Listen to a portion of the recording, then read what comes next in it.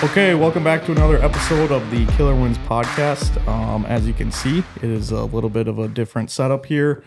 We are in South Texas. I am joined by Scott and Buddy. We have been hunting Nilgai for the last, what's this, our third day? Yep, day 3. Day 3. Tomorrow's our last day. So yeah, it's been a good trip so far. A lot of fun, a lot of laughs. I think that's the most important part. And yeah, we're just going to kind of give a little recap of the hunt and then talk a little bit of Texas hunting in general. So I guess day 1, who wants to start? Well, I think we could just kind of wing it. That's All what, right. I think if we're good at anything, it's winging it. Let's wing to it. some degree. Yeah. Let's wing it. Well, I mean, I think for the most part, it's one of those places this is kind of a unique situation where we're going to go hunting. This is a wonderful place to be at. Tons of animals, but we're in Texas. Yep. In Crimea. What is today? August 1, something like that. August 1st, my mother's birthday. Yeah. So welcome to some, Happy birthday, Mom. Yeah. Happy. What's her name? Joan. Well, happy birthday, Joe. So, Mom. But I tell you, down here in Texas, when you're going hunting in August, what we're hunting for, obviously, we're hunting for some of the other species that are down here. What we're hunting for down here are Nilgai. Yep. And Nilgai, it's a very humbling animal to go hunting. Yeah. Because some people can come down and you can just jump right on them and you think there's nothing to it. But if you hunt a Nilgai with any time, you realize they are not an easy animal to hunt. No they doubt. are the most wary, elusive. They will truly test everything that is in you as a bow hunter. Yeah. And they're extremely sensitive to smell. Their vision is off the hook. And, it's crazy because when you're out there, they will come into an area where they're not really getting that much pressure, and they'll stand a couple 100 yards off like they did to us last night. Yeah. And they will just stand there for 10 minutes, 20 minutes, 30 minutes, and they won't move. And They were watching the cattle. They're watching the pigs. They're watching the deer. It's almost like they're watching them to see if it's okay to go in. And even when they go in, they get turned inside out by a pig or a deer. I mean, they are not a dominant force where they'll come chase other animals off. Yeah, for sure. And that in itself makes it challenging. Yeah, no doubt. No doubt. And I think there's other factors too. I mean, maybe not so much for you guys, but me coming from the north, the heat definitely makes things a little bit more difficult. Normally when I'm setting up camera gear in a stand, it's pretty chilly out. You don't get too sweaty.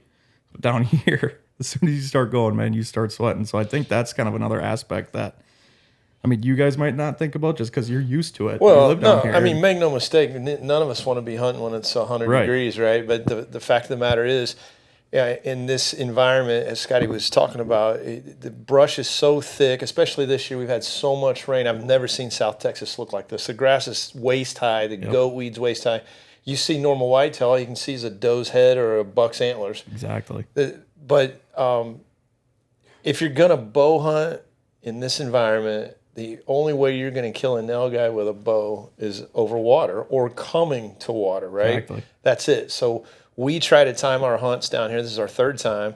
And we try to time our hunts at the hottest time of the year after it's been dry for at least 3 or 4 weeks. Yep. Because otherwise you're just simply, they call them the great ghosts for a reason, and you're not going to see them. So you really got to stake out on routes to water, staging areas to water, or on water. Right.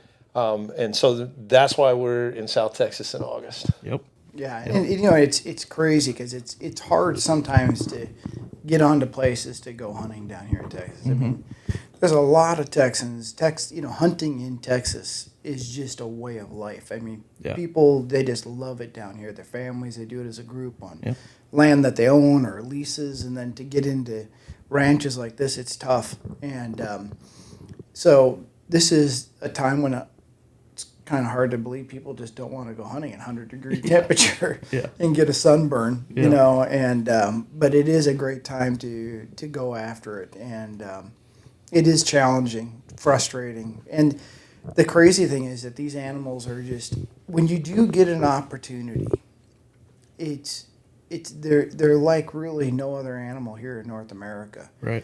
Where you can make a pretty darn decent shot, and it's a bad shot.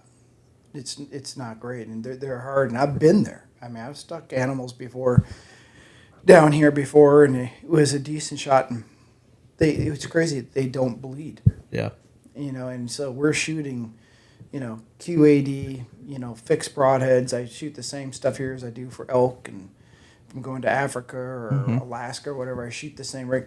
But these animals, you hit them, and it's just hard. They just don't bleed like normal animals, and this year with the goat weed, is that what it's called, goat weed? Yeah, goat weed. Yep. I mean, normally that stuff is like, knee high or less. Yeah. It's criminy, those huge, Sandra Cruz, the cattle walking through there. It's up halfway to their back. Yeah. And so you shoot one of these Nilgai, and they sprint out in these fields through the cover, and you have no blood, and they land out there in the middle of that field. Yeah, it's just you need to make a shot that it's a home run. Yeah, completely. no doubt. And so that's really challenging. Yep, for sure. Yeah, I think another thing that's been really fun, I think for all of us, and Ben, the other cameraman included, is just the amount of whitetails we're seeing and having them directly downwind every single hunt. Not even lifted, nothing. I mean, it is really something to see. It's been fun to film it too and capture it, and it's world-class deer too. I mean, they're giants everywhere, and it's like we're not even there. Well, and this is truly a unique place. It's 243,000 low fence acres, right? So there's no high fence area, and these deer are organic deer, is the way I want to put it. They're not feeding protein here. They're not. There's a few corn feeders just for the family who owns the place, but what you are seeing is truly when a piece of property is managed at the level this has been managed for over 100 years, and the deer just left with the right environment, that's what you get. Yeah. And it is incredible. Yeah. It just blows your mind to see that many great deer and the sheer amount of deer. Yeah. But javelinas, hogs, turkeys, I mean, everything you can imagine. I call this the most game-rich place I've ever been in my life. No question. I 100% agree. Yeah, it's a true testament to management. Yeah, for sure.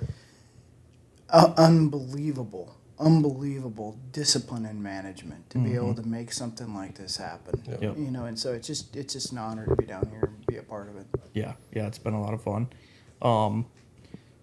So I think another thing that we've been kind of talking about a lot too is like, I think we're starting to figure out that a lot of times we see these Nilgai be kind of grouped up. I mean, let's be honest here, the hunts that both of you guys have had have been turning out pretty different. Buddy's been seeing a ton of Nilgai. Buddy and Ben have. Me and Scott, not so much. I don't know if we can talk a little bit about that, maybe go through some of the hunts that we've had and just the differences. He found a honey hole and didn't want to share. No. No, I'm open about all of it. In fact, last night I told you guys you should hunt here, really. It's the best, in my opinion, the best place. It's a staging area outside of a trap. Yep. Or what they call a trap. Trap is down here in Texas. The cowboys use it. They set up it's a fenced area with a gate and water. And when they need to round up cattle, they run them in there or trap them inside of there so they can work them and or haul them to sale, feedlot, whatever they're going to do. Yeah. But that's where all your water is in the windmills, and so that's where all of your game animals come to water. So a lot of times they have what we call crawls all around there, where the animals have pushed the fence up. And they go under the fence because Nilgai, I'm sure they could jump a fence, but normally they will not jump. They're going to go under, so they call them crawls. And a lot of the deer, you still have some of the bucks. We've seen a really nice mainframe 10 that he won't go through the crawl. He jumps the fence every time. Yeah. But the Nilgai will go under that. But this particular area is just right on a road. The crawl is about 40 yards from the stand, and the stand's right on the edge of that road in the brush. And then you've got a sendero that runs along the road. Really, it's kind of a east-west style deal. And what I've noticed, always hunting traps before, inside the trap, over the water, is that every animal, whether it's in Africa or anywhere, animals are nervous when they're drinking because they're super vulnerable at that point. Exactly. So they get super nervous. But last year, or 2 years ago, when I hunted this on my last hunt, and I killed a cow in Nilgai at that spot, but the thing that impressed me was every animal would step out of the woods or come down there. They're all watching the trap, but they're very relaxed. Yep. And so we hunted that same spot this year. Me and Ben did the very first night. Actually, I stuck a bull right at dark. Not a good shot. I should have stopped the bull. They're deceptively large, and when they move, my shots 8 inches back from where I was aiming. Up and down was good. Yep. Shots 8 inches back, and that's the difference between killing them and wounding them. And we looked for hours, couldn't find him. Oscar went back out, our guide, the next day, and the last 2 days actually. He went back today to check the water hole again because he was gut shot, unfortunately. Yep. But again, those animals, they stage out there. They're not nervous, and it's just an entirely different hunt. Now, the hunt I had last night when we went back was incredible. We had 9 different Nilgai bulls. 6 or 7 of them were full matured, giant Nilgai bulls.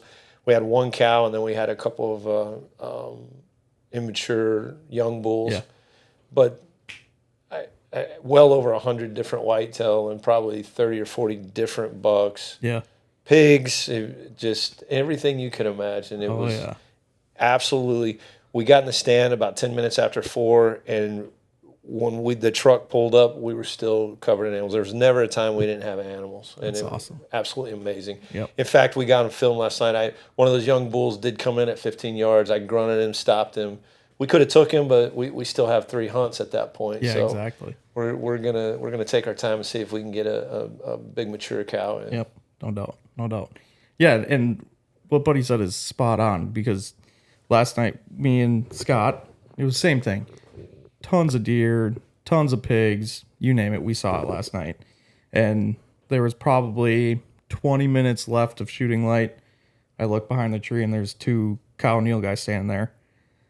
I'm like, oh, baby, it's on now. But just the way that they act, by the time that they crossed the fence, actually, which was 10 yards from them, maybe, it was borderline too dark. And by the time that she actually came in, it was way too dark to take a shot.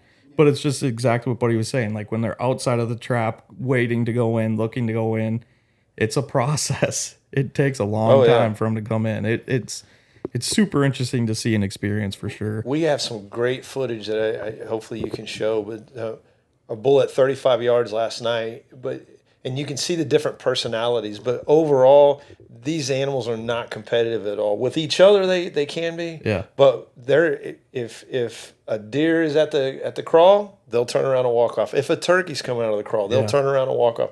And these animals, a big mature bull is going to push 550, 600 pounds. Yeah. They can destroy any of these other animals, but they just will not. Yep. They don't play that game. They're just very, very wary and will not tolerate other animals much. Yeah, exactly. And I think that might have been a little bit of the issue, because it seemed like last night at that time, there was a lot of deer coming to that main water source there. There was a ton of deer right under us. It was just like, it felt like at that point, everything was kind of hitting a pinnacle from like a movement standpoint. Mm-hmm. There was deer, there was pigs, there was cattle in there. Mm-hmm. And I think all that kind of mixed together just kind of made it not work out. But at the end of the day, it was still a really fun time. They can, the Nilgai, did you get video last year of them fighting? That was actually the first year we were here, so that was 3 years ago. And I have some video of that. We need to try to find that footage because it's incredible. Yeah, I believe I have it. I'll have to look when we get back to the office, but I think I have it. They literally kind of get down on their knees. On their front legs. Front legs. Knees. Yep. Yeah. And they take those horns of theirs, and they don't have big horns, but you're talking 6 to 9 inches. Oh yeah, a big mature bull could be up to 9 inches. Yeah. But they're pointed. Daggers. But they're a huge, powerful animal, and they just tear each other apart. Right. Yeah, you'll see scars all over their necks and down on their front shoulders. And Yeah. They're really cool because when they do it, they both drop down. Their tails are about, I don't know, 3 feet, but they'll stand straight out. I mean, stiff as a board. Yeah. And then they go to you can hear them smacking like giraffe. If you've ever seen a giraffe fight where they hit each other, Yeah. they'll do that. But they're trying to hook them under the neck with those horns, and it's incredible. Oh yeah. Yeah, he was talking about they can kill one. They kill one. Absolutely. They just it's just amazing how they tear each other apart. That's But a turkey, they'll back away from it. Right. Oh yeah. Yeah, it's bizarre there, but yeah, it's just coming from up north in Iowa and stuff, and you go out and you see deer. Yeah. Just understand this is low fence operation. Yeah. Sheer volume, It's crazy. quality of deer. Scary, It's crazy. right? Yeah, it is a different experience, but it's just, yeah, the Nilgai, I tell you, and I think that's the reason why they're so much fun to go hunting, Yeah. right? They're big, Yeah. terribly elusive, and just, extremely cautious. They challenge everything about you. Yeah, for sure. Yeah, and it's funny too because like you think about, where we hunt specifically in Iowa or even Wisconsin, or compared to where we're hunting now, and in 240,000 acres? Did you say? Yeah, 243,000 Yeah. continuous acres. Yep. And so you take that amount of land and put that where we're hunting in Iowa or Wisconsin or really anywhere in the north, there could be 14 different housing developments, all this stuff that just makes this place so special. Right. Because up there, it's just everybody's hunting, every neighbor's hunting, and just all that pressure leads to not seeing deer like we are down here. And like I said just a couple seconds ago, that's why this place is so special. It's just the pressure isn't near as much up there, but or compared to up there. But yeah, no, it's been an awesome trip so far. And I was actually just talking to Ben, the other cameraman that's with us, and it's like you just never get bored filming here. In Iowa or any other places that we've filmed before, you may not see the target animal that you're chasing, and it feels like you're kind of twiddling your thumbs. But here, it's just like that camera is constantly recording because there's constantly something new coming in. So Yeah. it's a super cool experience and a lot of fun. So Yeah, he's constantly changing out batteries. And there's monster pigs here too, Oh. which is Pigs. one of my favorite things. Outside of Nilgai, I love killing pigs too. yep, Golly. and we'll throw some footage in there of the pig that Buddy shot. Was that yesterday morning? it was. Yeah. I did get to kill a stud yesterday morning. Yep. That was awesome. Yep. That was a great shot too. Appreciate that because I had to redeem myself for the poor shot on the Nilgai. Made up Which, for it. like my wife said when I texted her I killed a pig, you're not there to kill pigs. That's the other thing that's the reason why with the Nilgai too, it's kind of rough because out of all the animals we enjoy eating, that whether it's venison or elk or whatever, I hate to say it, but I think Nilgai tops the list. Hands down. Still have yet to try it. Oh no, Hands down the best. it is unbelievable. Yeah. When it comes to table fare, it's off the hook. Yeah, that's what everybody's saying. I need to try it. Well, Need you're to gonna try have it to. yet. We got to get one on the ground. Yeah. We're going Tonight. We're going to the honey hole tonight. Oh yeah. You are going to the honey hole. No. But Buddy has his name carved in that up there tree. No, I offered it up last night. Told y'all to go there. We're gonna go to the Manito. It would be a sad day if we go to the Manito and smoke one. That's just what we need. Yeah, that'd But y'all be did tell great me- for my self-esteem. You did say the Manito's full of pigs, so I'm gonna. Is that where we were last Yeah, night? Yeah. that's the Manito. Oh, you were at man. the Teodoro this morning. We were at trap number 6, Yep. and then this evening you're gonna go to Colorado, and we're gonna go to Manito. Yeah. Make Yeah, sure, I think you'll see some pigs tonight Make sure for you sure. bring a couple arrows. I'll have a couple. And a couple of those pigs too had some big old daggers on them too. Big hooks on them. So Yeah, we're packing some heat. 2 of them were. yeah, Yeah, good. We'll get some good pictures. yeah, no Some doubt. good footage. Yep, no doubt. Okay, so aside from Nilgai, I kind of wanted to talk about just couple more things that you can hunt in Texas that might be a little bit different than what you may think. Because like I think even Nilgai, before I came here 2 years ago, which was right when I started with Ozonics, honestly, I'm not afraid to say it, I had never even really heard of a Nilgai. And I think that there's a kind of a lot of people like that. But then as I hear you guys talk and am kind of more into this type of stuff now, starting to figure out that there's a lot in Texas that you can do that might be hard to do anywhere else in the country. One of the things I'm thinking of is like aoudad. Oh, yeah. So aoudad, I guess kind of explain what an aoudad even really is. An aoudad's a Barbary sheep, right? They were imported from Europe, I believe, or maybe Northern Africa, I think is probably more accurate. Northern Africa, many years ago. And they're free range across most of the central to west Texas, have a huge population in West Texas. Yeah. They usually travel in groups. Some of the males will get 250 pounds. Super tough animal. They see really well, and they're super hard to even with a rifle, it can be a challenge killing aoudad. Yeah, because they live up in the mountains, don't they? In really rough country. Yeah, Rock Springs and west, you out at Big Bend, and you all over the place. We have them in the hill country though too. Oh, okay. It's really dry, deserty. Yep. You know, if you're some people, they hunt them out of box blinds and they'll shoot them in that area too, like when they're hunting deer. Yeah. Because I think they'll come to a feeder. Will they come to? Yeah, they usually do. They come with a pack, but again, they see so good, and it's how it is when you get a bunch of, like axis deer, you get a bunch of animals, and they're all looking. You can't get away with much, and so the aoudad are really, really spooky animal and hard to hunt. Yeah. If you're hunting an aoudad and you're basically just spotting, stalking, with a bow and arrow. Yeah. It's a monumental task. Yeah. And if you can get that done, that's an unbelievable trophy, no matter the size, because it is a true test. Yeah, for sure. No, that's awesome. Another one too, axis deer. Now you can find that other places in the country, I believe, can't you? Axis deer. I don't think you can find them free range. Okay. And I know you can at Hawaii. Lanai has a huge population in Hawaii. Maybe the largest population around, but outside of Texas, I'm unaware of free range axis. Okay. There may be, but I don't know. Yeah, yeah. I mean, and that's the other thing that's interesting about it. So with axis, you can hunt them year round, can't you? Well, Nilgai too. Nilgai too. Aoudad, any exotic in the state of Texas. You can hunt elk year round in Texas because they're considered an exotic. That's crazy. Where are the elk at? West Texas. They have some monster herds and some monster bulls now. They do. Yeah, I mean, it's crazy. But that's, once again, it's a management thing. Right? Yeah. So it's all free range too. I mean, and it's a testament. The ranchers and the people who take care of these lands down here in Texas, a lot of these families have just done unbelievable things for wildlife. Yeah, for sure.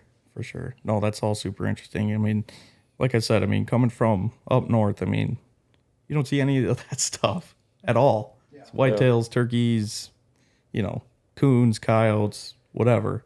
You just don't see that type of stuff kind of where we're at up in the Midwest. So it's super cool to experience it down here. But is there anything else you guys want to talk about? Man, putting you on the spot, kind of. Yeah, no. You're the host. What do you want to talk about? No, well, I think we could cover a little bit about. Texas is really friendly to out-of-state hunters. You don't have to draw. Oh. Yeah, over-the-counter licenses for non-residents are, and they're really, in the grand scheme of things, not that expensive. Yeah. Deer season, we have a very generous deer season. It usually starts in October, and depending on usually ends around the 1st of January, but we have some muzzleloader season and some extended doe season. So there is a ton of opportunity, and depending on the county, you can take up to 5 deer. Yeah. Depending on the county. Unlike some states that are really persnickety about letting out-of-state hunters in, Iowa, Texas is not that way. We're very welcoming, loving. We want people to come down here and enjoy and cherish our great state, as long as you're good people, But we love Iowa. Yeah. Don't hate on Iowa too much. We love Iowa. No, we do.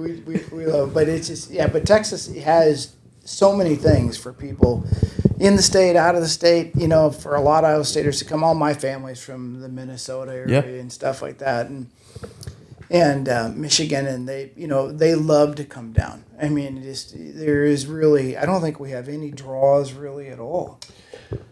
No, I think there are some, but it's very limited, and a lot of times the draws are just for cash generation for wildlife preservation and stuff. So there are some areas in the state of Texas you have to draw. Yeah, there's some wildlife management units you can draw to hunt, and just depending. I think there's even some sheep hunts out west. Yeah.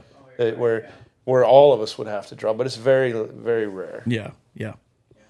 No, yeah, that's not like a lot of places. I mean, right. But it is a great state, and so I think for people, primarily our clients, at Ozonics, the folks that we are just your diehard bow hunters. Yep. And so if you're looking for a place to go hunting, and you say, hey, listen, I want to try hunting my state and another state, Texas is a hard place to pass up. Yeah. Great deer, great opportunities. You can buy a tag from most areas over the counter. Right.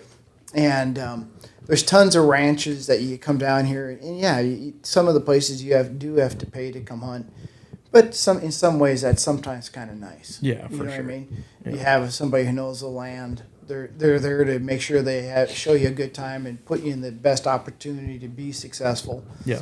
And so it's worth its weight in gold. Yeah. And so. Well, and you, again, to your point, you can bow hunt year round. Yeah. Right? You can bow hunt pigs year round. Yeah. You can bow hunt axis deer year round. You can bow hunt nilgai year round. Yeah. Now, of course, like I said, it's better to hunt when it's hot and dry for that. Axis deer, both nilgai and axis are both native to India, so they share a lot of the same traits. They're super wary, super spooky, super slow. As far as committing to come into a set, and so they make them really a true trophy when you harvest them with a bow, and it's a lot of fun. For sure, yeah, and I mean, what we're doing right now is a perfect example of hunting year round. Like Buddy said, it's the best time to do it in August when it's hot, and what better way to get the season started? Yeah. Get a chance to draw back on a couple animals, maybe let a couple arrows fly. I mean, get you ready for the season. I mean, what's better than that? That's right. I mean, normally, like in Iowa, you're waiting until October, which is a little bit out yet.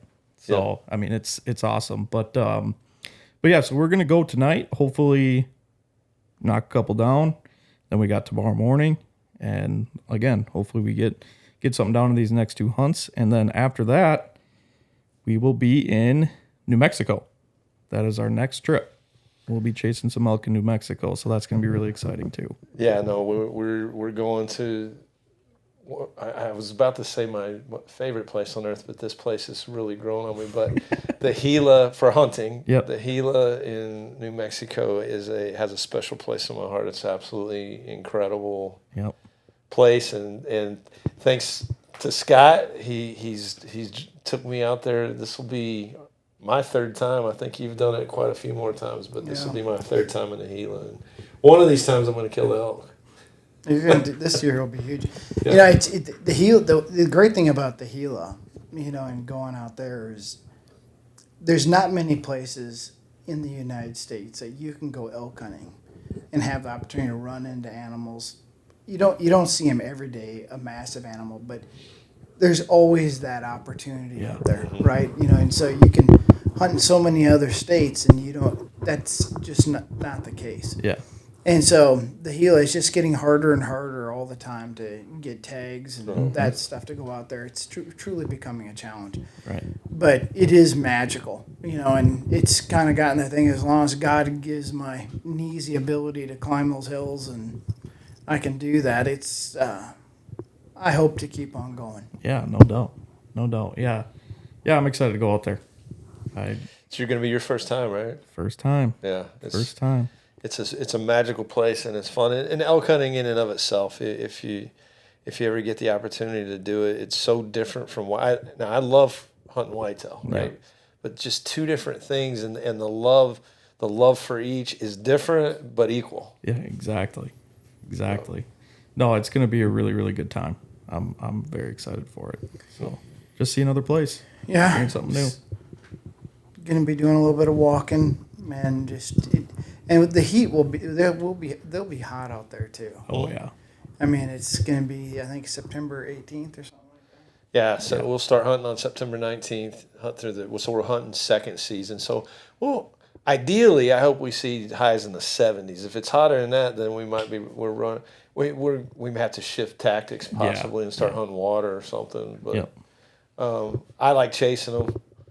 So, not the smartest way to hunt them, but it's for me the funnest way to hunt them. Keep you moving all day at least. Yeah. Over the years, I used to be like that, right? But if we go somewhere and we find some good bulls or something, or find a bull that we really like, I've really gotten to the point where I try to go down and find out, just like here, Yeah. Those are huge animals, also, right? Immense amount of fur on them. They get hot. They gotta have water, right? And during that time of year, they're getting ready. They're going into the rut. And they got wallows. And so when you can find that animal going to a water source, then, for me personally, I'd rather not chase them all over the mountain. I'd rather have them come to me. Oh, yeah. Right? And I could sit there with my coffee and stuff and sit up in a tree or in a blind or whatever. But no matter how you slice it, just the whole thing of having those animals, you go out there in the morning and they're just screaming at one another. You know what I mean? And it's hard to, people kind of ask, why do you keep going and doing that? And that's it. Yeah. You go do that because when those animals are talking to one another and you're trying to get in between them, there's so many times I love people, I'm rifle hunting, muzzle loader hunting, doing all those things, but the whole bow hunting thing, just the whole failure part of it too, you're just like, man, motivates you a if I little could bit. Baked in. Yeah. If they would have if I could have gotten just another 20 yards or 30 yards to be able to pull it off, and because they, it's crazy because years ago when we'd chase them, you're calling them and doing everything and bugling and cow calling and in the middle of the rut, all those things work great. The thing is that when they're coming in, it's amazing because they can be 300, 400 yards away from you and you call. Yeah. And I have no idea how they do this, but they will pinpoint you. And they don't have a clue where it happened, but they will literally come to you to that spot. It's like they're on a string. And the challenge is that when they come in, they're coming in either because they're looking for a little loving or they're coming in for a fight. Yep. And when both, maybe, hopefully for both maybe, but when that happens, it's like you have to work as like a synchronized team, right? And so for us, we have the cameraman, we have ourselves, and then we have these folks that we go out there with that are helping doing the calls. So you have 3 people out there. Yeah. And it's almost like you have to, when you see it start to happen, you don't even have time to talk, right? Yeah. You're just kind of like, he's going to go up here and you're going to circle downwind and try to get it set up down here. And you just have to operate like this, a smooth machine to close the deal. And I love that. And then when it doesn't work, you just kind of all look at each other and it's just like, oh, shoot, we got to start all over again. But it is a lot of fun. A lot of laughter. We laugh probably way too much up there, but it's usually after we cry. Yeah. And buddies running around in the shirt that says "bow hunting sucks." Because we're just like, what? Do you know how many beautiful bulls we'd had if we'd have been rifle hunters? And I'm like, yeah, but we're not. Bow hunters truly, they understand that shirt. Oh yeah, for sure. Bow hunters, the whole thing about being a bow hunter is that a bow hunter needs to be able to not get frustrated with failure, right? You have to learn from it, but that's part of bow hunting, right? Yeah. Bow hunting is like, it's like taking hunting and put it on steroids, right? Because it is a totally different deal, but the gratification of when you get a pull, because it's such a close, intimate thing. Oh yeah. Right. Yep. And I'm for all form of hunting. I mean, anything that they want to do. I think it's great. Get out in the outdoors, but the bow hunting piece of it is they're just a unique breed. Yeah, for sure. Yeah, hearing you guys talk about elk hunting, I just really think that you guys would love turkey hunting. I know. It's on my list. I keep telling myself I'm going to start next year. You got to do it. I keep telling myself. Because I always think, like, I think of turkey hunting and, like, the way you talk about the calling and communicating with them. It's just so similar in so many ways. I mean, obviously it's not, because it's a way different animal, of course, but there's a lot of aspects that are very similar. Yep. I mean, the sun's not even up yet and you hear Tom gobbling on a limb.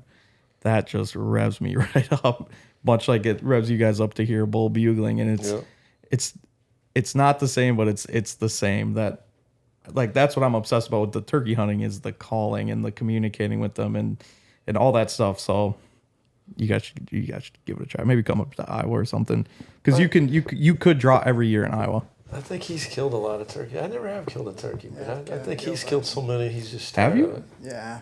The whole deal is that I've never really done it with a bow and arrow, right? Done it with a shotgun. Yep. But I think probably doing it with a bow, I think it would be, anything that I can do where it gets my heart rate. Oh yeah. Cooking, or if I can do it with the bow, I probably would enjoy it. And we can do that in April and May. Exactly. Yeah. Yep. Yeah. I'm in. You sold me. Perfect. Well, it's funny too, because it's the same exact thing. Cole and I have all the exact same conversation many times throughout the spring. Man, we could have like 10 of these jokers killed right now if we were shotgun hunting, but we're bow hunting them, so it makes it a lot more difficult. So, right. But yeah, lots of good stuff to come.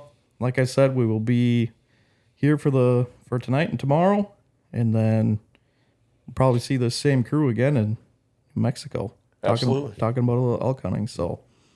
No, I think it's gonna be a lot of fun. Yep. I think it's gonna be a lot of fun, and being able to get you guys all up there, and I look forward to the camaraderie. No doubt. Just all you guys. I tell you, any place I can go where I can kind of just laugh like this and just kind of let loose, I think it's a wonderful thing. Oh yeah. Deer camp's a fun place. Yep, yeah. It's the best place to be. It's full of laughter and stings and scratches and bumps and bruises and you name it. Buddy got hit pretty hard with something today. Or actually, we figured out what it was. Well, I think it was a caterpillar. I've never been stung by a caterpillar. Is it like an asp or whatever? An asp. It's all white and fuzzy. Yeah. He has a thing on his back about the size of a dinner plate. Oh yeah. Yeah. And it's all red. It just steady burns and itches all at the same time. Yeah. It's bad. It's the worst reaction to anything I've ever seen, I think. It seems like we always have something happen to us every year. Last year I was here, I got whacked by a scorpion. Yep. That wasn't. Yeah, welcome to Texas. So that's all the other fun part of that, sitting out here in the summertime chasing Nilgai. You're gonna get bit by something. Something poked. He thorns and stung. Yeah. Bit by something. Probably bring your snake boots too. Yeah, I have snake boots. Yeah, bring for snake boots because we do have rattlesnakes down here. Yep. Yeah, it's the whole package. Yep. You get it all down here, that's for sure. That's right. But no, it's gonna be a lot of fun. Yep. All right, I think that's good for this episode. If you made it this far, thanks a ton for listening, and we will see you next week, hopefully with some more stories from Nilgai Camp. And, we'll see you next week. All right. Thank you so much. Thanks.